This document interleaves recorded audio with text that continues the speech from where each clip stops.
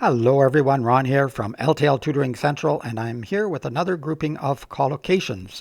And all the other collocations were titled collocations with take, collocations with pay, etc.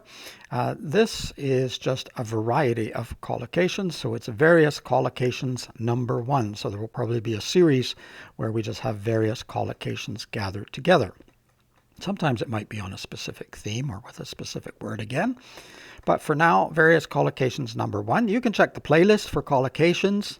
There's also a playlist for idioms and a playlist for reading, comprehension, etc., storytelling. So check out the different playlists or the other videos on the channel. If you don't mind hitting that subscribe button, it really helps the channel a lot. If you want to help some more, check in the description. There's ways you can donate to the channel, and there will be other links there as well. Of course, you can comment, ask questions, and if you're watching on YouTube, you can just do it below. If you want to get in touch with me, you can check out the website. You can email me, etc. There'll be a link to the website below as well. But that subscribe button is really important. So let's get started with various collocations number one. Here's our first one for this list. Beat a record or beat the record to do something better. For example, Alan beat the school record in the 100-meter race. In other words, Alan did something better than the other students have done in the past. In other words, there was a record set and he has beat the record. He's done better than the previous athletes in this race at this school, at least. Or we shall see if our athletes can beat a record this year. In this case, we're not looking at a specific record, like a 100-meter race. We're just looking at all of the records that were made previously in this competition, and we're going to see if our athletes can beat at least one of them. Can they beat a record? Can they do better than the previous records? And this doesn't have to be athletics. I chose two examples that were athletics, but it could be there's a record for sales and someone has beat the record for sales. In other words, they've done better than the other people in the establishment, or they beat their own record from last year, for example, or last month.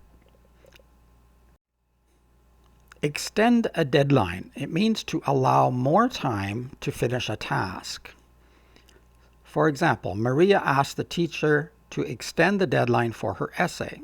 In other words, perhaps the deadline was April 12th. Maria, maybe she was ill, maybe there was some other reason, and she's not going to be able to complete the essay by April 12th.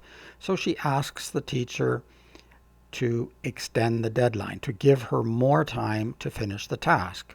Now, the teacher might say yes, the teacher might say no, the teacher might say yes, but give us a new deadline, a new specified time, but she's at least asking for more time to finish the task. The second example, this professor never extends a deadline. So in this case, you probably shouldn't even bother asking because this professor's not likely to give you more time. I guess it never hurts to ask, I don't know, but probably not going to give you more time. Again, both of these examples have to do with teachers or education. It could be something else, but normally it would be someone like a boss. For example, you might ask your boss to extend a deadline for a proposal or for some other task that you're doing in the office, and you, for whatever reason, don't think that you can get it done on the specified deadline or the time frame that they've allowed, so you can ask to extend a deadline. Call in sick is our next one, and this is to inform the workplace that you won't be at work because you're not feeling well. For example, with this terrible flu, I better call in sick. So generally, it means that you're going to telephone and tell someone that you won't be able to come to work and why. However, in these days, it may also be a text or an email. And we still say call in sick often, even though you're not literally calling in sick. You may be doing it in another way with technology. Second example, several of our employees called in sick this week. This has pretty much the same meaning, you're not able to do something because you're not feeling well and you're allowing the workplace or school, which is a kind of work also. So you may be if you're a student, you may be calling in sick as well. The next one is accept responsibility. It means to agree that you are to blame. For example, the team accepted responsibility for the loss. So this could be a sports team, like a football, soccer, hockey team, whatever. And they are agreeing that they are to blame for the loss. If they had done something differently, or maybe if they hadn't done something, they would have won, or they feel they would anyway. So they are accepting responsibility. It is our fault. It doesn't have to be a sports team. It could be in business. So there might be a team that was trying to get a client or trying to win a merger or something, and they lost it, and they are agreeing that they are to blame, that they didn't do something correctly. Or the defendant did not accept responsibility for his crime. In this case, he is not agreeing that he's to blame.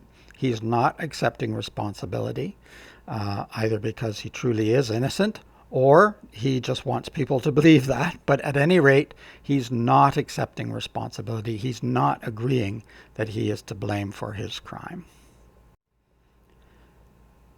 Fill in a form just means to complete a form or fill in the blanks. You can see a picture there with what looks like a form, and you have to fill in the blanks, your name, your address, etc.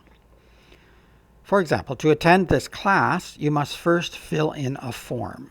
So you have to fill in the blanks on this piece of paper with the information they're asking you, requiring you to provide. Or please fill in the form with your name, address, and phone number. So there you go. There's just a little bit of information you have to provide on this form. There you have it. A few more collocations to add to your repertoire to practice. You can practice speaking or writing. Of course, they don't always make sense, so you have to try to make sure you're using them in the correct context and at the right point in time. But nevertheless, keep practicing and you will definitely get there. If you need some additional help, don't be afraid to check out the website or email me, contact me through email, and I will get back to you. I offer a free information meeting as well. So until next time, keep learning, keep having fun. It's Ron from L.T.L. Tutoring Central. If you haven't hit that subscribe button, here's your chance. Just give it a little push. Doesn't hurt at all. Bye-bye for now.